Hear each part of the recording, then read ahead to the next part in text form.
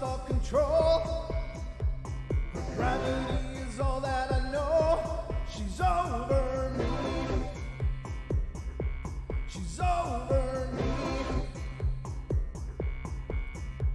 She comes in with her hypnotic dance.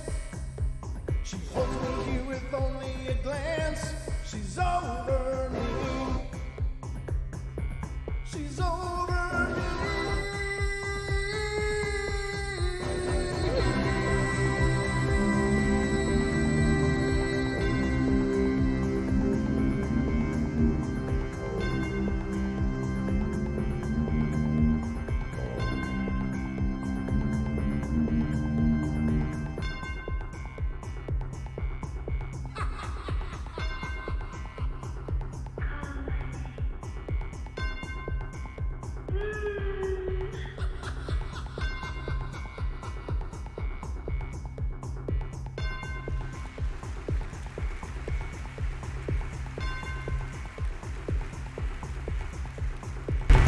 Ladies and gentlemen, boys and girls of all ages, welcome to the Paranormal Portal. This is our night terrors, as you may well be aware. This is our Tuesday night terror. And I'm feeling terrified, I guess. I hope you are too. That's the object of the game, is to keep it all spooky and weird. But hope you guys had a great day, and welcome to the show. We are absolutely thrilled to be here, me and my multiple personalities, because I'm alone. I'm alone here tonight, ladies and gentlemen. So, but I got a great show lined up for you, and the phone lines will be open 720-923-0500. So I hope you guys will be all excited to join me. I'm excited to join me. I don't even know what I'm saying right now. I'm trying to watch this thing on the side here. It's almost done, so I'm just buying time while it gets finished up. Just an update that decided to run right now, so it kind of has thrown me for a loop a little bit, but I'll be okay. I'm always okay. But welcome, everybody. Good to see you guys all coming into the show. It's been a busy day, but not overwhelmingly so here at the Portal Studios. Got some things I've been working on and making progress on, so that's always good. A lot of people are getting in contact with me here at the show about wanting to be guests on the podcast, and that's really cool too. I've been really excited to make connections there, and remember, tomorrow we got a great one coming out. It's the podcast should be available sometime just after midnight tonight. If you want to get a sneak peek at it, then you can certainly listen to it once it goes live, but that'll be available right away after midnight. And it is Andy Daly from the UK, just a wonderful guy, called and talked to me, and we got it recorded, and some really amazing stories. I think he's seen some pretty incredible stuff, so I'll be excited to hear you guys' feedback on that episode. And again, that'll be live after midnight tonight. So you can find that on Pandora, Spotify, iHeart, iTunes, and pretty much everywhere else that podcasts are available. So hope you'll check that one out. Some pretty cool stuff. Other than that, any new announcements? Remember that on Friday, this Friday, here on the Paranormal Portal, our very own Deborah Varner will be joining us, and she'll be doing readings on the show live. So if you want to call in and get a reading about 2020 and see what the hell's going on in the world and see what's going on in your world, maybe that you don't already know about, then you can certainly call in and get a reading on Friday night. And I always have a good time on those shows. It's always fun to listen to Deb do her thing. It's been an amazing experience over and over and over and over for me. So I hope you guys will be here and take part. And if not, just hang out and listen. It's pretty interesting. So anyway, guys, I guess we are. Oh, hello, Linda. Good to see you. I just looked up and saw, hi, Brent. In the chat, in the YouTube chat. It's good to see all of you guys coming into the show. But I hope you all are ready, because, well, it's time for bed.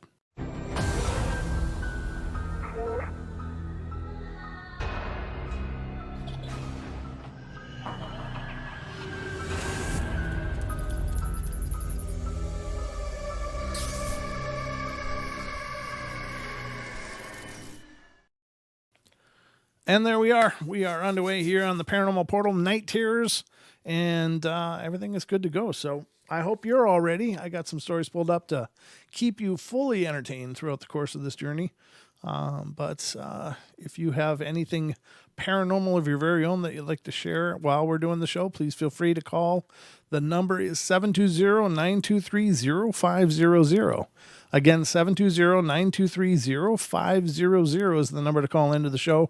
And you can also email your stories if you'd rather not do it in person, but would like to share a story with our listeners, then email it to me at paranormalportalradio@gmail.com. Again, paranormalportalradio@gmail.com. And make sure you get the radio in there. I get a lot of people claiming they've emailed me something and I never comes, and I check the spam and everything and still nothing. And then I find out, oh, I forgot the radio part. Well, yeah, because when I signed up for the email account, somebody's already camping on Paranormal Portal at gmail.com, and it's not me. So if you're sending things to paranormalportal@gmail.com, it's not coming to me. Just for the record, it's going to somebody somewhere, I'm sure, or at least inbox somewhere, but it's not to me. I wish it were, but I did try to get that because the less words that you have, the easier it is for people to remember. But just remember to throw the radio at the end, and it should be good. But anyway, I got some stories, so let's get into them. And this one was one that I pulled up last night, but it was way too long for the amount of time that we had left on last night's show. So I'm going to read it to you tonight. And this story is coming from Pennsylvania. And Pennsylvania, they don't get a lot out of there either. Lately, we've been getting a lot of stories from places that we don't see a lot of them from. Rhode Island last night, and I forget the other one was Delaware or something like that. Yeah, it was just these little other states that we don't hear a lot about. So it's good to see things are going on there too. But this is what's going on in Pennsylvania. My father passed away in September 1979 in a really tragic car accident. Coincidentally, when he died or crashed, is only a little over a mile away from where this incident occurred. I want to state a couple of interesting facts before I tell of my account, in case it might have any significance. My mom has always told me that my father never knew that she was pregnant with me. He had found out she was pregnant about 2 weeks. Oh, she had found out she was pregnant about 2 weeks after his death. But this remains a mystery to me, as the only other person in the vehicle with my father during the accident happened to be my father's best friend, and he had survived. And the two were close, but lived in a very small and rural town in western Pennsylvania, a kind of town where everybody knows everybody. The reason I state this is because the best friend's mother frequented my grandparents' store in which I worked, and she had told me that before my father's passing, he had told her that he knew my mom was pregnant, and he was excited. I don't know why she would make this up, and was sure he had said this. If I go back and look, I was born on June 11th, 1980, and that would definitely make me conceived around the time. I'm not sure if this may play a role in this or not, but you will see what I mean at the end of this. This is my experience. It was 1999 through 2001. I can't remember the specific year, but my mother and I had a falling out, and I had moved into my grandparents' house around this time. The grandparents were my paternal grandparents, and the bedroom I was given was my father's old bedroom, which he had slept in until he passed away tragically. His two brothers occupied the room for a short time after his death, and then when they married and moved out, the room stayed vacant, kind of like a storage closet of junk of my grandmother's. When my father passed away, he was kind of written off, much like my mom did to me after giving birth to me. Ooh, that's harsh. My mother's relationship and mine was rocky ever since I was little. She didn't seem too happy that I was there. I don't know if it was a painful reminder of her loss of her first love. My father and her were in love and scheduled to be married in June of 1980. And this is before they knew I was on the way. She remarried my stepfather, who was always good. She remarried my stepfather, who was always good to me, and in a way more like a real parent than my mom. I always considered him a father since I had no chance to know my own father, and he took good care of me. I stayed with my mom and father up until I was 17, right before my 18th birthday. My mom kicked me out of the house just as she got the last Social Security benefit check from my biological father. Oh no. What a horrible woman. I moved in with my maternal grandmother for a short time. My maternal grandmother also lives in the same small town as all of this. All my life, my paternal grandparents were never there for any holidays or special events or anything. It was right after my father passed away that my grandparents took the insurance money they had gotten from his accident and invested it into a business and were just too busy for anything else. So once my paternal grandparents got wind that I was in town, I guess they finally wanted to take some part in my life and urged me to move in with them. I had accepted as there was no more room in their house. I had accepted as there was more room in their house, rather. Plus, I wanted to spend some time getting to know them a little bit more. Well, I got a job out at the town store that they owned, and bit by bit, I started to learn how much my dad had been looked over. They, nor any of my paternal side of the family, visited or maintained my father's grave, which disturbed me because the cemetery in which he is laid to rest is right on the way in and out of the main road into town. You have to actually pass the cemetery, and you can see his grave from the road. And it is only two gravestones in from the road. I also did not have many of my father's personal effects, not necessarily items of monetary value, but items that were his, that I could actually have. And I later found out after his death, both of my uncles, which were his only two brothers, had given it all, and they sold it all for money that they could get. And I found out that much of this was jewelry and Indian artifacts that he had found while treasure hunting with my grandfather. This all started to make me sick, and it bothered me a lot, and it hurt me. Anyway, I stayed and had slept in my father's old bedroom for many nights, and no weird or extremely out of the ordinary things happened that were to my attention. But one night, something happened that to this day made me a believer in ghosts and the afterlife, unless someone can prove otherwise. I've tried to understand any normal explanations for this, but I honestly have ruled everything out. It was my father's old bedroom, and I had just turned all the lights out and lay down to sleep, and I was drifting off when something got my attention to open my eyes. Like there was something there standing over me. My bedroom door was shut, so I would have known if my grandparents came in, because I'm a light sleeper, and the opening of the door would have definitely woke me up. So I opened my eyes, and I was lying on my side, facing my right side, and there was a wall about 2 to 3 feet from that side of the bed. On the other side of me, the side my back was facing, had windows that were pretty high up from the bedroom floor, about 5 or 6 feet from the bedroom floor to where the bottom of the windows. And that side of my bed was up against the wall, kind of under the windows, and on the wall slowly rose a black, misty-like shadow.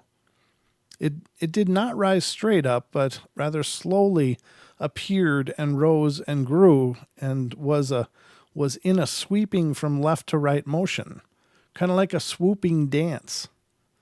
At this time, I immediately looked behind me to the other side where the windows were to see if there was something outside of my window.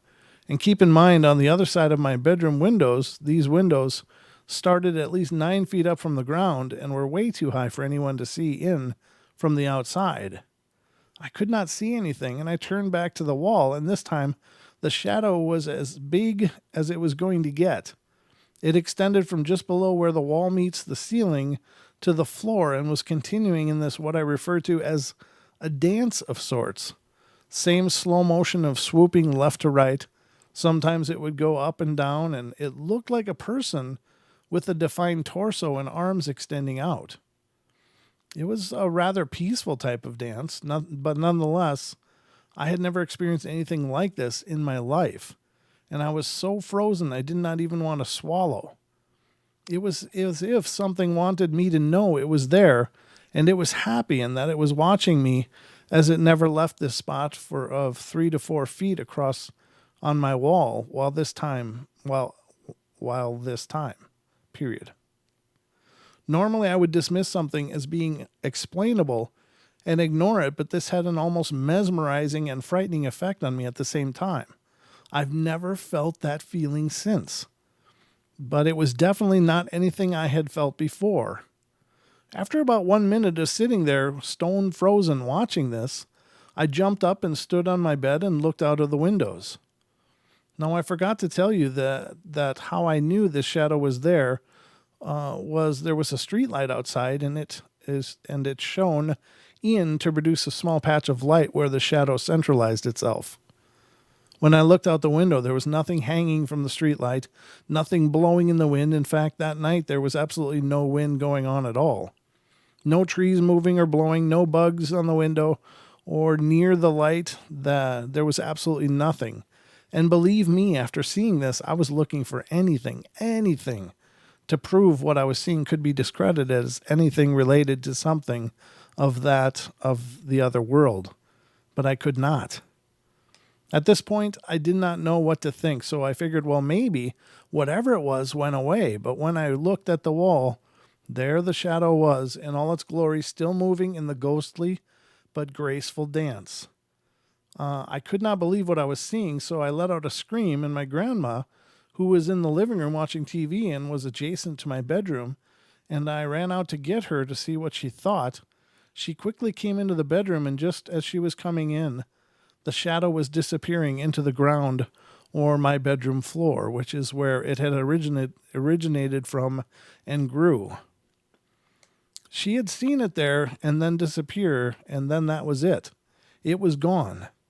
She then asked me to explain what was going on, and that was that. I told her what I had seen, what had happened, and and that whatever it was must not have wanted her to see it or to be around when she was there. The bedroom closet, which was right by the door to the bedroom, I could feel a cold draft from.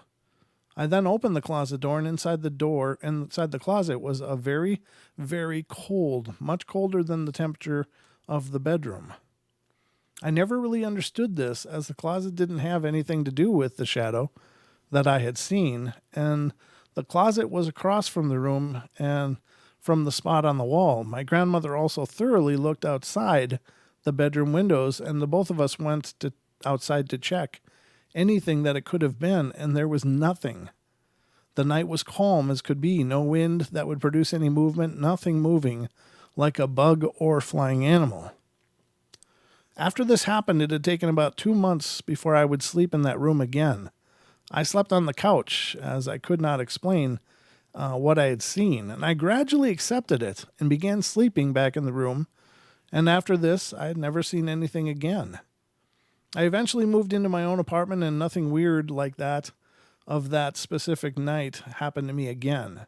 There has, however, been 2 near-fatal car accidents, which I was a passenger in the car, that I had premonitions about. I'm wondering if what I had seen could have been my father letting me know that he's around, fearing that he was totally forgotten, disregarded, and knew that he wasn't forgotten by me. Also that he knows that I am here, and since I was the only person who visited and took care of his grave and remembered him quite frequently, that he only wanted to contact me, thus the reason that the shadow would disappear before my grandmother.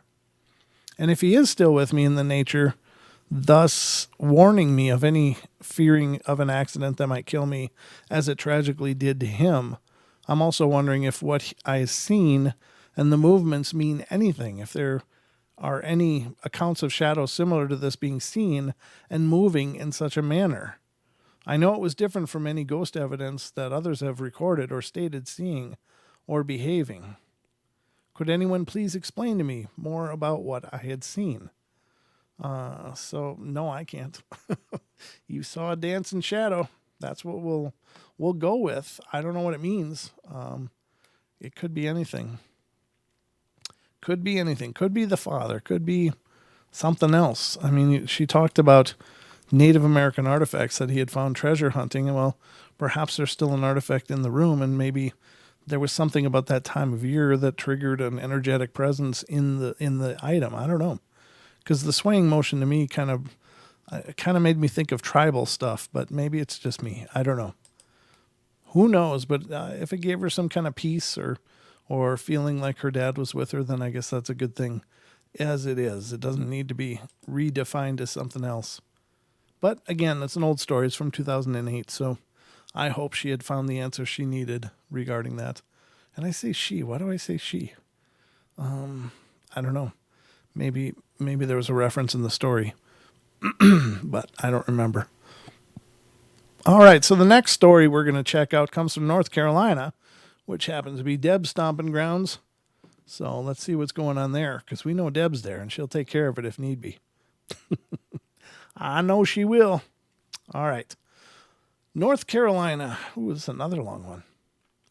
All right, let's see what's going on. And this one has to do with apparitions. So it's been a while since my other story on this page, and happenings at my house subsided quite a bit there for a while until recently. My wife is quite the skeptic when it comes to the paranormal, or at least she likes to portray that. I think it's mostly because of her upbringing. She cannot deny the supernatural now. The most recent occurrences have been happening quite a lot to her. Let me fill you in on the latest. I've been waking up a lot in the wee hours of the AM, roughly between 2:30 and 4, and I awoke one night this past month to a consistent pushing down on my side of the bed. Thinking it was my 2-year-old trying to get in bed, I didn't think much of it until this went on for a couple of minutes or so, and I finally rolled over and looked to see if he needed help to get in the bed, and as you might expect, nobody was there. Nobody that I could see anyways. The next night I woke abruptly out of a dead sleep, opened my eyes, and bam, staring right back into my face was that of a woman. Oh, that's so horrible. I just think that's the most horrible thing they could do. She was seriously lying right between my wife and I. It's hard to describe it, but she was transparent and yet she wasn't. The most striking thing I can remember was her eyes. They were beautifully shaped, sort of oval. After staring into her eyes for what seemed like forever, whoosh, she was gone. The thing is I didn't get too freaked out by this. I was mostly in awe. A couple of days later, I returned home from work shortly after 5 o'clock, and I went to the back bedroom where my wife was doing her hair and makeup. She works a few hours in the evening when I get home. And the kids were in our room on the floor playing contentedly. And I bent down to hug my boys when all of a sudden my wife let out a, "Oh my gosh," and dropped her brush. Well, I quickly jumped up and asked what was wrong, and she was as white as a ghost, pardon the pun, and she refused to talk about it. Finally, after she got back home from work, she told me. She said that right as I knelt down to hug the boys, there was a figure, all black, standing directly behind me. Over my shoulder, she said she felt that it was a young girl. And as soon as she gasped and I stood up, it had vanished. A few days later, we were both in my youngest son's room getting the boys ready for a day out when nearly the same thing happened. However, we both saw it. It was all black and it darted from our bedroom, which was across the hall, down the hallway toward our living room. And we just looked at each other like, holy crap.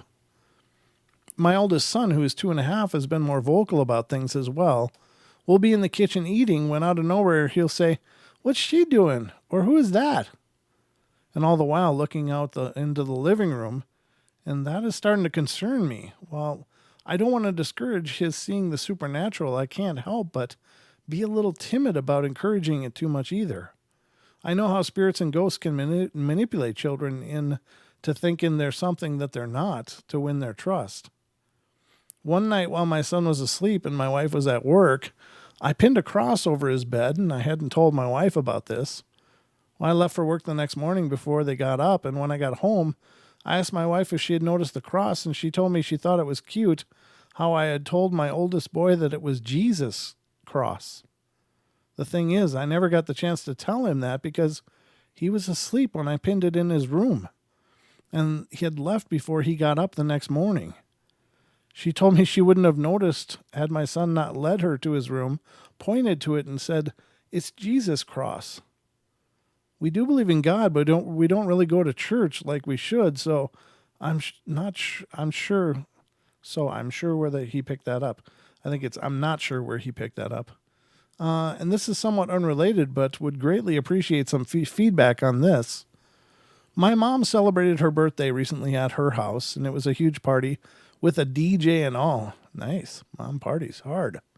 The odd thing about that night is that in every single picture, with the exception of one, my wedding band is on the wrong finger. My ring finger on my right hand, and I never take off my wedding ring, so I'm baffled as to why the pictures it is showing up on the other hand. There were a couple of cameras there that night, and each showed the same thing. As always, I appreciate anyone taking time to read my story. Wow. I don't know. Is there a jealous spirit going on there? No, you're not married. You're not married. I don't know. Creepy, though. Now, I know that some cameras can reverse image, but I don't think it happens in the camera. I think it happens when you're showing a picture of a picture. Then it gets reversed for some reason. A lot of times it can get reversed on these things. If I didn't, like my image is actually reversed.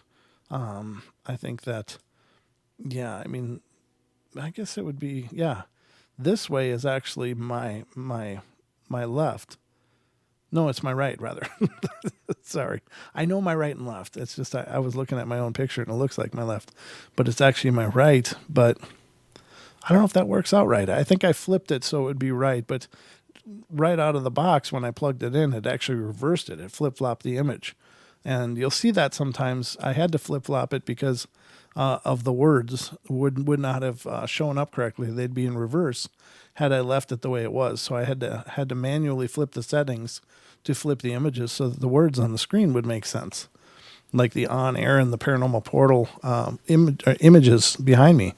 So yeah, that's some cameras do that, but I don't know if it visually changed the ring finger, then that's pretty odd.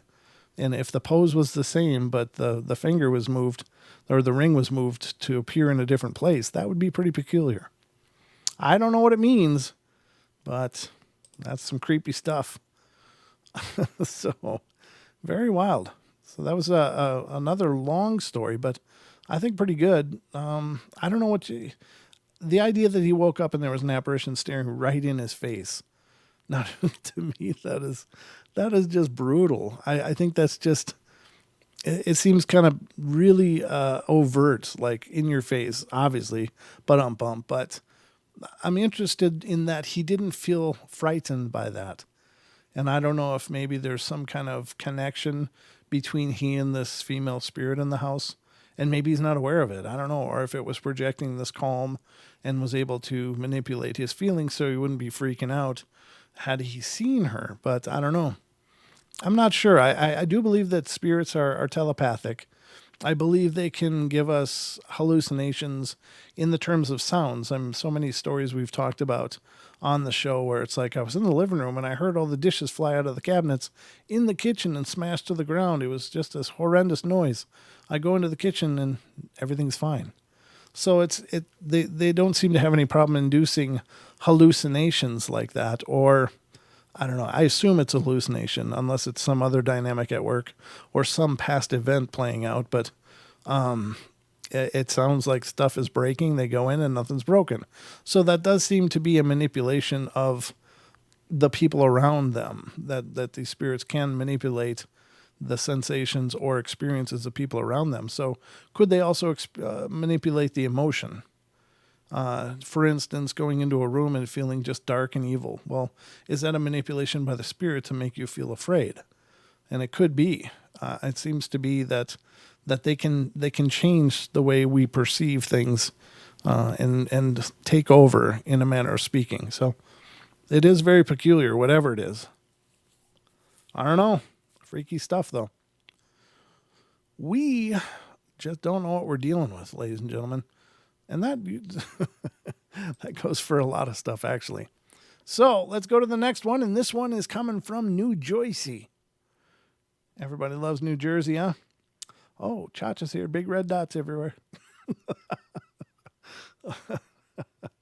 All right. So let's go to New Jersey and see what's going on. So this happened about 10 years ago in my hometown of Marlton, New Jersey. For whatever reason, around Christmas time, my home would have more activity than the rest of the year. Okay, I'm going to stop there for a second because that's not really uncommon. In fact, I lived in an old Victorian house that I owned. It was built in 1894. It was a beautiful home, but for most of the year, it was very quiet, very peaceful. But there were some times of the year where activity would seem to ramp up. And it seemed to be, I'm trying to remember now when it seemed to become active, but I noticed it became more active indeed around the Halloween time when it would make sense with the idea that the veil's thin around that period.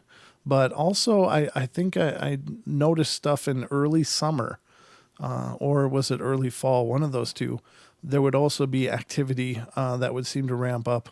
But other than that, it was very, very quiet in that house. Not a lot going on. There was definitely presences there. I mean, there was definitely feelings. I remember feeling watched a lot in that house, and certainly many activities happened there that were paranormal. But again, it was mostly certain times of the year, but not other times. Other times it would be absolutely dormant for months, and it would be very peaceful and fine. I mean, I was, again, never afraid living there, even when there was more activity, because it never seemed to target me directly. It was just, it seemed to be showing me things, for lack of a better term. I don't understand how else I can explain that, or I don't know the words to explain it any differently, but that's what it felt like it was showing me things, like I'm here. And so it never really bothered me. But then again, I don't remember a haunting where I was truly afraid. Not that I want to. I don't, I don't want to experience a terrifying paranormal event, but so far they've been pretty benign for the most part, or things have happened that have been pretty profound, but they never triggered the fear in me. And again, maybe that's a manipulation. Maybe that's what's been going on. Then what we just discussed, the person laying by the man, he felt kind of peaceful about it, which is really odd. That doesn't really make a lot of sense. Some ghostly, transparent woman is laying between you and your wife, and you're just kind of matter of fact like, oh, she's got really pretty eyes. Well, that's cool, and I would hope, that we could react in such a manner. But really, when you think about it, that should freak somebody out.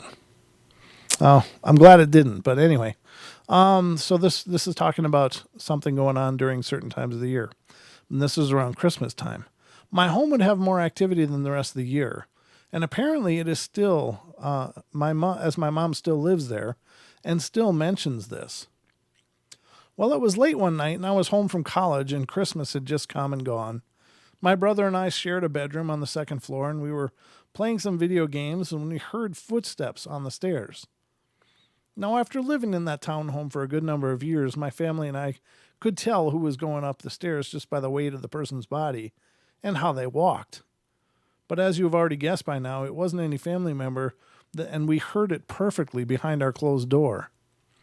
Then we heard the footsteps walk to our bedroom door, and then we heard the floor creaking as if someone was standing still, but were adjusting their weight from one foot to the next. And then we saw and heard our doorknob turned, and it opened slowly with no one there. Of course, my older sibling, or older, stronger brother, made me go out of our room to see who it was and what was there, but it was no use. We knew no one was going to be there, and there was nobody there. Our mother was already asleep upstairs down the hall from us, and our high school-age sister at the time was next door, and she was asleep with her door closed. Neither is likely to play tricks. If they did, they wouldn't have had the time to hide and hide the slip second. I think they mean split second after the door opened without being seen or heard. Yeah, that's creepy. I don't know. That's also a curiosity. So if that's not an auditory hallucination, just the sounds of the footsteps and the sounds of the boards in the floor being made to creak due to the shifting weight, then how does that work? Because there has to be some form of mass there to make that happen. And do spirits have a mass? Is it more of a trans-dimensional thing at that point? where they do have mass and it's just a little out of phase for our reality, and so we can still hear the effects of that, or can they encourage that? I don't know. Very curious. Mississippi is next. All right, let's see what's going on there. It says, this one's pretty short. It says, Beaver Lake is an odd place. When you first drive up to the entrance, all you see is a giant oak tree in the lake that's completely alive. And there are no fish in the lake, no turtles, no crickets, or any insects can be heard. All the vegetation on the shoreline is completely dead. Well, of course, I had to check the place out. My cousin David and I grabbed our small tape recorder and headed out to the lake. And we got there, parked, and prepared to make ghost catching history. And we went out on the floating dock and set up the recorder. But not a sound, not a movement, not even a feeling. Just a complete, all-encompassing silence. It was deafening, thick. Even though we were right next to a major road, we couldn't hear anything. We sat there for about an hour and then we decided to leave. We got in the truck and decided to check out our tape. You know, EVPs are mostly heard on playback, so we play it back from the beginning. Nothing, just us talking and the sounds of water. We were thinking, bollocks, nothing here. We let it go for another 3 minutes or so and decided to turn it off. And just as we were pressing the stop, we heard a noise on the tape recorder.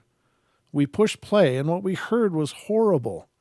It was a low, loud, guttural scream or roar, followed by running footsteps right towards us on the dock.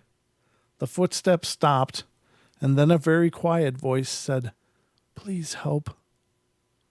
We left the lake, shaken but determined to go back there one day and get more. We never did, though. Honestly, I'm kind of glad we didn't. So this is from Mississippi, and it's Beaver Lake. Never heard of that place. It is curious that there's no wildlife, bugs, or any other fauna hanging out there at all. There's a live oak tree in the middle, but very strange. I don't know what could cause that. That's very weird. Something horrible might have happened there. All right, so the next one's coming from North Carolina again. And this one's a little lengthy, about a medium-length story here. So, as a child living in our old cotton mill house, raised by my grandmother, great aunt, and her daughter, my cousin, I had many frightening paranormal experiences, and I will elaborate on some of them and as time goes on, but this story is a recap of the many things I experienced living in that house as a young child. I heard the classic footsteps, sounds of paper being crumpled, sounds of books falling when nothing was out of place. Everybody in the family, including myself, heard our names called. Once I woke up and heard an echoey female voice whisper, oh, I better do echoey male anyway, but I'll do echoey. Deep magic. By the way, of some explanation, Deep Magic was a facial moisturizer. Oh, that's funny. I once woke up to see a tiny pinpoint of light in my room, which expanded until the entire room was as bright as a day, and then faded quickly back to darkness. Once I crawled under my grandmother's bed while everyone was outside, something I was not allowed to do, and heard a deep, gruff voice beside my ear say one word: gray. I had then and still have no idea what that could have meant. But I got the heck out from under the bed and never went back under there again. I had an encounter with and a long conversation in the house with a strange, unknown, elderly woman who called herself Granny Grunt. Sounds like a chatter. I saw a black imp, a shadow of a skeleton, and a handless arm which came up from behind the bars of my iron bedspread. In my iron bedspread? What the hell's an iron bedspread? Okay. And saw blood drip from the ceiling. When I was about 4, I saw a shadowy figure that at the time I thought was the Easter Bunny walk through the living room and disappear into the wall. I now suspect there might have been some sort of gateway in my cousin's room because much of the activity seems to have come from or disappeared in that direction. One night when I was about 12, I had gone to bed early and had a dream that a being who looked like what ufologists call an alien gray was trying to force a full-sized apple down my throat. I awoke gasping for breath and choking with that feeling still lingering in my throat of something big being forced down it. And I just this moment began to wonder if there was some connection with that occurrence and the word gray. Oh, that's interesting. Yeah, very good point. I heard whispering under my grandmother's bed from years earlier. My grandmother had an old rocking chair with a woven cane bottom, which creaked loudly whenever you would sit down on it or get up. And well, when I was in my teens, my great aunt broke her hip and later died of cancer. For 2 nights in a row, I heard something sit down in that chair, squirm around a little bit, and then get up. I once heard the sound of the chair rocking in the night. Additionally, while my great aunt was in the hospital dying of cancer, I was awoken 3 nights in a row by something banging on the front door. Of course, nobody was there, but my great aunt died 3 days later. Later on, I was in my 20s, still living in that house. I awoke to see a short woman with her hair in a bun and a white apron over an old-fashioned dress standing by my bed, who quickly vanished. I had many experiences of being in that half-awake, unable to move state while hearing voices, talking, and people moving around in the house. Once, while I was in that state and unable to move, I felt and heard something leap quickly into the bed beside me and lie there, growling menacingly. Jesus, that's so horrible. It vanished, of course, when I was able to fully wake up and never actually saw anything. I finally got married when I was 28 and moved away, and after my cousin passed away, I inherited the house, and my husband and I moved back into it, and strangely enough, I never heard or saw anything in those days we lived there together. This house was totally quiet and actually peaceful. That's a very, very bizarre chain of events, huh? Sound like the home took its quota. I don't know. That's a lot of strangeness for one location, though. Sounds like a portal kind of thing, though, doesn't it? Let me see how much time we have here, ladies and gentlemen, as we've been burning it away. Oh, well, we only got about 10 minutes. Okay. Well, I pulled up a few things, but we'll get through what we can. This one's not too bad. It's from Texas. When I was around 12 or 13, we moved into the house where my parents were currently staying, and everything was fine for the first couple of months. My mom started watching my young cousin during the day, and she was maybe 2 or 3 at the time. One day, Mom said she was in her room watching TV when she went into the family room to ask my cousin if she wanted something to eat. My cousin looked at my mom and asked her, "Who's the lady that was here?" My mom asked her to explain to her what she was wearing, and my cousin said she was wearing a very long white dress. And my mom told her it was her friend. We gave no mind to this and figured it was just her imagination, and Mom quit watching my cousin as my aunt quit her job and stayed at home with my cousin. Mom said sometimes when she was at home by herself, in the afternoon she could feel something or someone watching her. One day she heard something break in the kitchen, like a glass dish or a glass plate, and since she was asleep, she figured someone came home. She went to the kitchen, but she didn't see anybody. She was at home by herself. One day when it was my turn to wash the dishes, as always, I would wait late in the night to wash them, and I hated this chore, and I guess I would hope they would wash themselves, but this night as I was washing the dishes, everyone was asleep, and I saw something move from the corner of my eye in the dining room. The dining room is to the left of where I was standing, maybe about 10 to 15 feet away, so I turned to look at it, and it was a tall cowboy. He was wearing a plaid shirt and a cowboy hat, and I couldn't see his legs, as the dining room table was in the way, and I did see his waist. He had a belt and a big buckle, and he was walking or floating through the dining room towards my bedroom. The last experience that I know about was in my bedroom. My younger sister and I shared a room when we had 2 day beds in an L shape with a desk in between both beds. My older sister stayed in our room that night. She woke up because she heard someone writing on the desk, and she thought it was me, and when she turned to the desk, nobody was there. There have been no more experiences, but what do you guys think it was? Ghosts? I'm going to go with ghosts. Did I win? I think it might be spirits. Okay, let's see what this one is. North Carolina. Again, North Carolina. I'm 19 years old, and ever since I was little, I've been having dreams that do come true. I see people that are not there and know just by looking at someone who they truly were, who they truly were and behaved. And as I got older, I began seeing people. Back then, I called them angels, but now I know they're ghosts. Recently this year, while I was in the hospital, I kept seeing a ghost of a woman with brown hair past her shoulders and about 5 foot tall. And at first, I thought I was just seeing things because of the medications, but when I got home, I saw her more. Every time I saw her, she was smiling.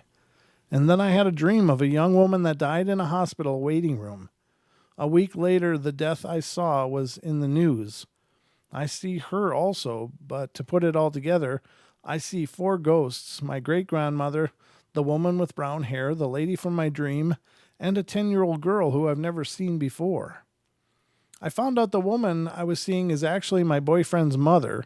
She died last year, and I just can't figure out why I'm seeing her. And when I saw her the first time, I didn't even know him. And what about the other woman and the girl? Why am I seeing them also if I don't know them? I don't know if this goes with the subject, but I'm able to tell if a person is nice, mean, shy, etc. just by meeting them. I don't know how. It's like I can see past their mask, and it's if that's what you want to call it. Like they can be smiling when I meet them, and I can tell if they are truly a nice person or if they're just being nice. When this happens, it's like telling me the person's true appearance. I guess you can call it that. Can anyone help explain this? You are sensitive. And the thing with sensitives is that the spirits will find them because they seem to be able to tell when somebody's sensitive. They can tell when somebody can communicate or if they can make themselves known to somebody. Possibly the reason she saw the boyfriend's mom even prior to knowing the boyfriend was because, it was just a matter of the course of that destiny or that of the pattern she was on. She was going to meet her anyway, so I guess the mom maybe wanted to vet her a little bit first to make sure she was okay for her son. I don't know. That's what it seems to me, but I think this person is just sensitive, and that's kind of like the sixth sense. They just show up. The spirits show up, and maybe they have something to say. Maybe they don't. Maybe they just want to be recognized or just to be seen. But very cool stories. Very much so. Oh, dear God. Here's another one. This is a chain of them from somebody. Yeah, I'm going to skip this one. I'm tired of trying to relate one story to another story to another story. And that's part 3, so I don't know. There's another one. This one's too long, I think, for this amount of time. So let's go to another one. Because we can choose. We got piles and piles of them here, ladies and gentlemen. Yeah, this one's pretty short. Oh, God. It's a possible incubus. Ugh. Well, I'll read it, but I don't know if I like these kinds, though. I usually avoid them just because I don't want to deal with the subject matter, but I'm just scanning this a little bit as I'm looking here. Okay, it doesn't... Okay. I don't think this one's too sexual, so I guess we'll go ahead with it. Incubuses. Okay, I'm not a fan of these ghosts here because I'm pretty sure I'm being annoyed by one. Every time this incubus comes by, I can get this cold chill. It's not the dramatic below freezing cold thing. It's just a cool air surrounding me. Before, that's all I would feel, cool air, and then a couple of minutes later, it'd be gone. Recently, it's gone a little far. I would just feel things that were just downright odd. There's this one time I felt this sensation tugging at my shin. I was trying to sleep with my legs crossed because of previous happenings, and the pull felt like a hand, and it freaked me out. Sometimes when I'm just sitting and reading, my feet and legs would feel cold again, and I would just try to leave it and go to a more, let's say, a place where I can't be bothered. It really pesters me a lot. I can't just sit for or sleep in one place without having this thing bugging me. Another experience I have is in the shower. I'd get in, and even though the water is burning hot, the cold would settle in. And there'd be no fan running, no breeze, just cold air. This is really disturbing me, so now my question is, how do I get rid of it? I've tried praying and praying, but it won't go away. Yet I've resisted everything, and it still won't go away. What the heck am I supposed to do? Yell at it until its ears pop off? That's comedy right there. Also, if you know if it's a ghost or a demon from my other readings, please tell me. All suggestions are accepted. Thanks. Well, it doesn't sound anything like an incubus, so I don't know where they're getting the idea that it could be an incubus. Those kind of experiences, incubus, succubus, are usually while you're in the dream state, and they can be very similar to sleep paralysis, but generally it's very overtly sexual. It's not just a cold air or something. So I don't know how this person is making that connection that it's an incubus, but it doesn't sound like a traditional incubus situation at all. So I don't know, unless they're really censoring their story and not including some information that would maybe make it more obvious, but which is fine. I appreciate it personally, but I don't know. That doesn't sound like an incubus at all. It just sounds like a ghostly presence. But whatever the case is, I don't know, ladies and gentlemen. There's always strangeness in the portal. But I don't know. I guess that's a good place for tonight, I think. But again, ladies and gentlemen, I'll be releasing the podcast tonight, the newest podcast, and Andy Daly from the UK. It's a good episode. Hope you'll have a chance to listen to it and like it. It's a little longer, but it was just such a neat conversation. He's such a nice guy. I hope you have a listen and check it out. It was really a great discussion.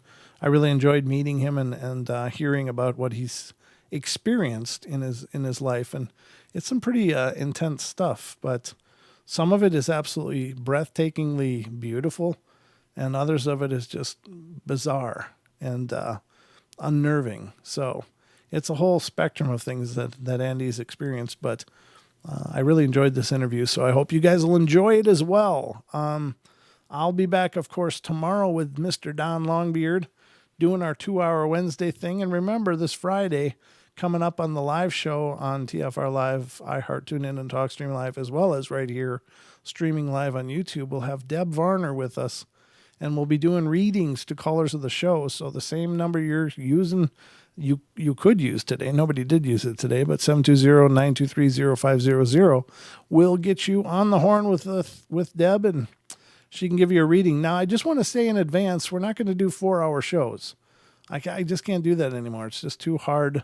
It's extra hard on Deb. I know she'd never complain about it, but we'll do 1 hour of overtime if necessary. So whatever we can squeeze in during the 2-hour live show on the network, and then we can do an hour more overtime maximum on YouTube. So, but we just can't keep doing 4-hour shows. It's just it's absolutely exhausting. It's like doing marathons every month, and Deb, of course, never complains and does a wonderful job, but it's just so much. And so we'll do up to an hour, and less if necessary, but certainly not more. So wherever we get to in that point will be the end of the show. So if you want a reading, call in early. Don't call in at the end of the show because it's, we're only going to go up to a certain point, and then we're going to be done. So anyway, I guess that's it. I hope you guys enjoyed the show tonight. Thank you so much for being here. How many of you made it? Let's take a look. Oh, yeah. I guess most of you guys had left. We were up to 60-some people, but most have left. It's down to 21. So love you all. Be good, be kind, be nice. Take care of each other. Help each other out. Find the magic in every day and remember to laugh as much as you can. And I'll talk to you tomorrow with Mr. Don Longbeard here on the Paranormal Portal. Good night, everybody, and sweet dreams.